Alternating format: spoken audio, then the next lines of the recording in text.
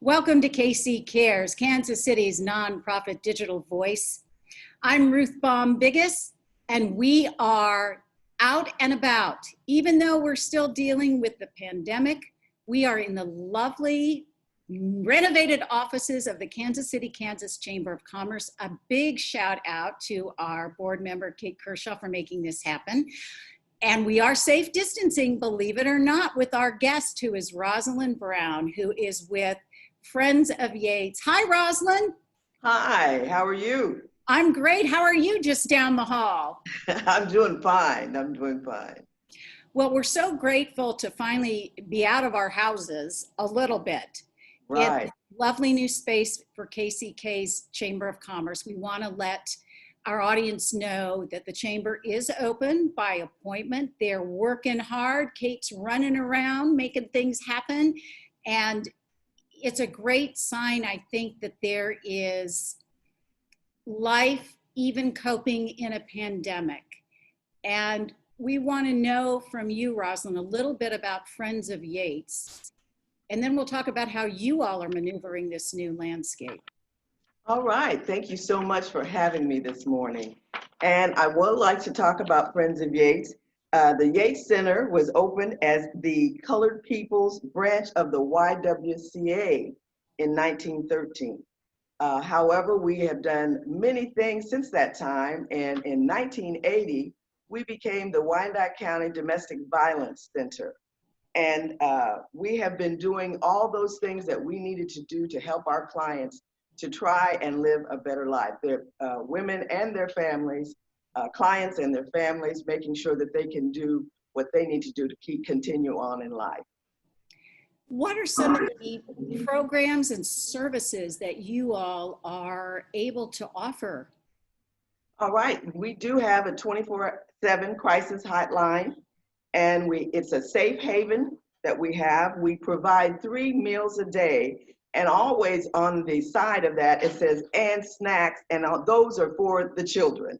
I just always smile when I say that because we provide the meals, but we want to take care of those children also. We provide clothing, personal care items, intensive case management, group and individual counseling, housing advocacy, medical advocacy, emergency transportation, educational assistance, client-centered support groups, parent education classes, child care advocacy, court advocacy, community outreach education, job coaching, life skill services, translation services, and also substance and alcohol abuse counseling.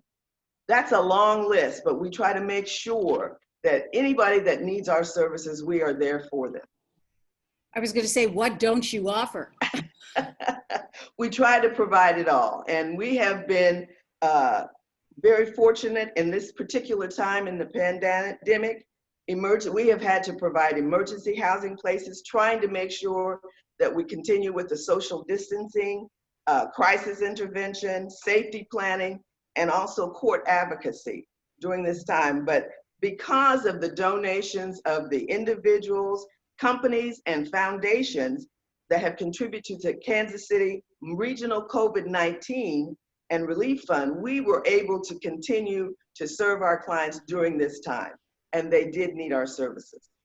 Isn't that an amazing fund that was started? It's just incredible, the coming together of the nonprofit community and foundations, and pretty quickly. We were fortunate to have Denise St. Omer with the Greater Kansas City Community Foundation on the show early on, talking about it, and it's amazing to me how quickly they were able to do that, and you all have been a recipient of that. Exactly. That was a very perfect opportunity for us to be a part of that and help our clients. Let's dig in a little bit deeper. There's faces behind all of this, but give us a little bit of the statistics of folks that you have been able to help just in the first 6 months of this year. I think the numbers are amazing. Yes, and I do want to share that with you. We have provided 3,127 bed nights. We've provided 6,750 meals since the first of the year. Crisis intervention calls, we've provided 2,976. Safety planning, calls taken are 1,853. And that just lets you know that there is a need out there. And one of the things that in our history, when we decided to open the Domestic Violence Center, my understanding that it was full 24 hours after it was open. So you do know that there is a need out there for those persons that have situations that they can't handle and they need some assistance, and we're more than happy to do that for them. Well, once we went into kind of lockdown mode, and then we have slowly kind of come out of it, what have you seen? What have been changes or differences? I don't know that there's a whole lot of change. The need is still basically the same. People need places to stay. And now that we are having to have their children there with them, they can't go to school and those kinds of things.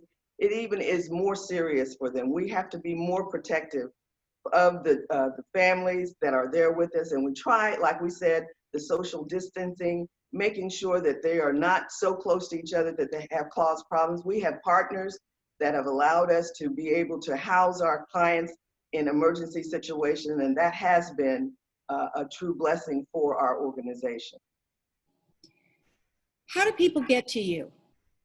We do have a hotline, and that number is 913-321-0951. And that hotline is open 24/7. You can call us day or night, and there will be someone there to answer, and we will be there to help you get what you need to move to a better situation. Can you paint a picture for us of a client without, of course, disclosing because of confidentiality? Share any stories of the folks that you're able to help and how you help them by way of a personal. I would say we get the call and we go through a litany of questions for the individual to find out what their needs are. And then we sit down with them and decide what is best for their situation. And we do have the child care advocacy and different programs that we provide. I wanted to share that with you right quickly. I've only been there for a few months, so I have to kind of go back to my notes, and we make sure that the family we go through the trauma situation with them and make sure that they are get the needs that they do for what they need. And we provide for the entire family. It's not just for the mother, we provide for the children. How long are you usually working with a client? Is there a typical time frame?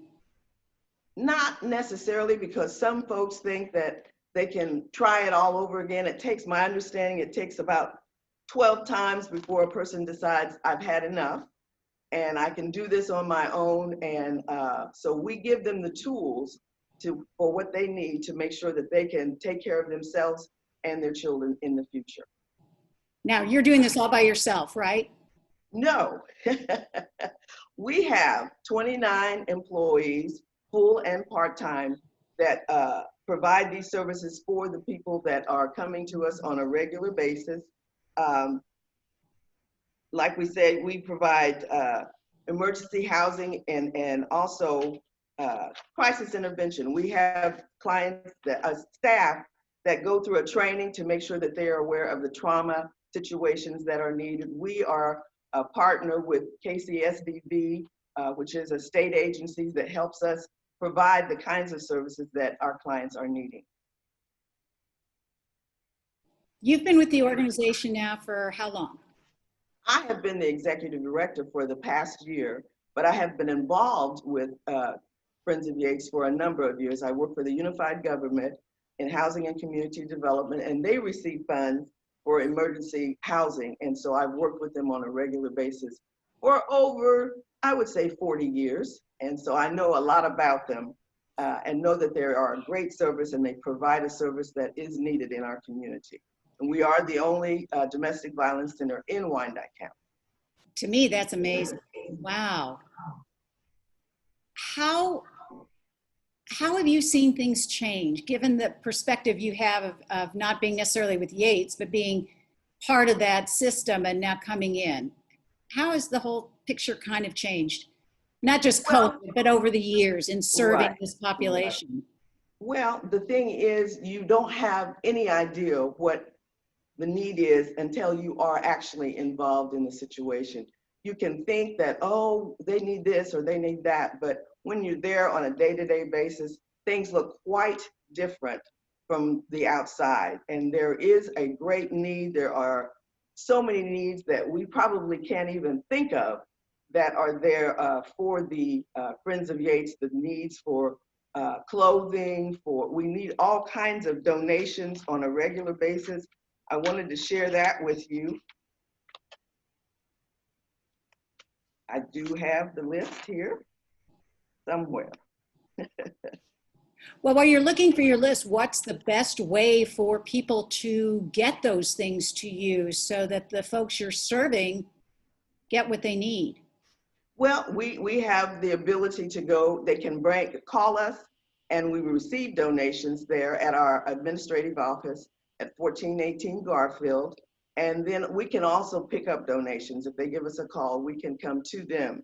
And some of the things we still are needing as because of the pandemic are hand sanitizer, disinfectant wipes, trash bags, mattress protectors, pillows, bedding, and of course masks. Those things we need on a regular basis. And then there are times that people are ready to go and make a life for themselves after we've worked with them for a while, and they will need travel bags, and they need gas cards, transportation vouchers, gifts cards to be able to purchase things that they need. And then of course we can always use monetary donations at any time. And we are there to help the people get where they need to be in life. Do you have a role for volunteers? I know right now it's a little dicey because of distancing and whatnot, but do you ever need that hands-on labor? Oh, yes, many times, many times. And as soon as the pandemic is over, we'll be right back and in need for the volunteers. And we've had a great list of volunteers. They're willing to come and help us. And we have several organizations that do those things on a regular basis. Missions Continues has come and helped us put a garden together. And we've been enjoying that and seeing the fruits of our labor. And so it's many things that we can do to make sure that our clients are safely taken care of. As you've taken over the helm of the organization, what have been the challenges you've faced and how are you meeting them? Well, unfortunately for me, I did have the pandemic in my tenure, and so things were quite different. But we have a great group of employees that are there to come together and work together as a team. Even though we are addressing individual needs, as we work together as a team to make sure that they get the things that they need. And I think it's just been a situation where I've gotten closer to the employees, knowing the things that they have to do in order to help the individuals that come our way. And so we have learned to jump in and do everything that we possibly can for the clients that we have with us today. With the pandemic and kind of the rules that everybody is playing under, the guidelines of social distancing, masking, yes, we are way more than 6 feet, audience. We are abiding by that. Kate is here with me and she's at least 6 feet over there. What are you doing though to work with your employees and then with the clients, because it's such a personal thing?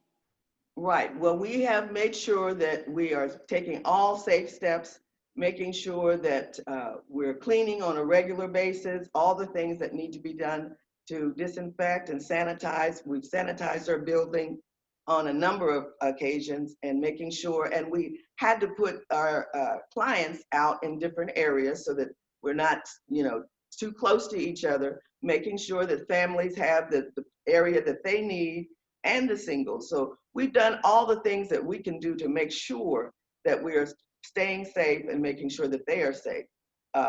Our building has been, as I said, sanitized on every day. We sanitize, we check temperatures as our employees come in. And of course, having the list signing, making sure who's been in our building in order to contact them later if something does come up. All of the things that we need to do, we have been trying to do on a regular basis. I was speaking with somebody in a previous podcast, and we were talking, never have we been so clean. That is true. Maybe we should have been doing this all along, but you know, and Right. I never knew my temperature could either be so consistent or so inconsistent with Right, the things right. that we try to do. Are you doing any kind of planning or strategizing for when we do come out on the other side of this, which is hopefully sooner than later? Certainly. Yes, we are planning to, trying to make sure that we come back to the situation that we were in prior to the pandemic, and making sure that our clients, of course, we have advocates for all the needs that they have, different needs that they have. So we continue to work with them. It's maybe just a little bit slower because the things that we normally do, we can't get into places, we can't get in contact with the people. So we've had to work with some of our clients probably longer than maybe we would have before, because we've been able to move them along in their program.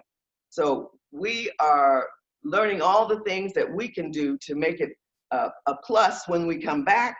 We'll know more than we thought we knew, and we'll make sure our clients get the best services they possibly can. You're meeting clients though in person, just with Not necessarily. We do have computers and things so that we can do the Zoom meetings. We have been blessed to be able to provide the computers and things for our staff, and computers and telephones so that we can contact our clients on a regular basis. So we are tracking them and making sure that their needs are taken care of. The need is so great, and you're working in that domestic violence arena, which there's been great speculation that those reporting of domestic violence, incidents of domestic violence would go up because we've all been so, you know, caged at home, so to speak. How do you approach that? I mean, that's really got to be a challenge. And how do you keep your staff going? Well, they are committed and dedicated to our cause.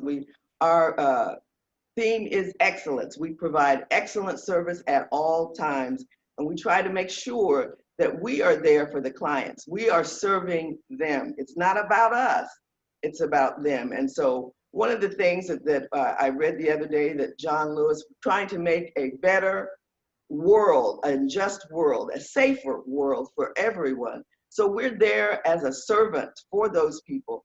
And all of our staff persons have been committed to what we are trying to do.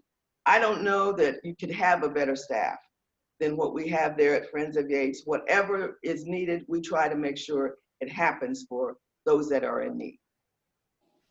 We kind of skipped over the whole thing. How did Friends of Yates become the name? Well, because they all came together as a part of the member of the Colored People's branch of the YWCA. And basically it was friends and family that all came together. And I guess they sit down one day, well, why not? And Yates was one of the leaders of the group back at that time. So they said they were Friends of Yates, and we went from there, and we've never looked back. Well, I love that your organization is so based in community and people gathering together and saying, I'm going to make a difference. What's been your journey in doing work to help others? How did you get involved and engaged in this kind of work? It is challenging work. It is. And I said, well, you know how they say that your life has already been planned out for you? God already knew what he wanted me to do years ago.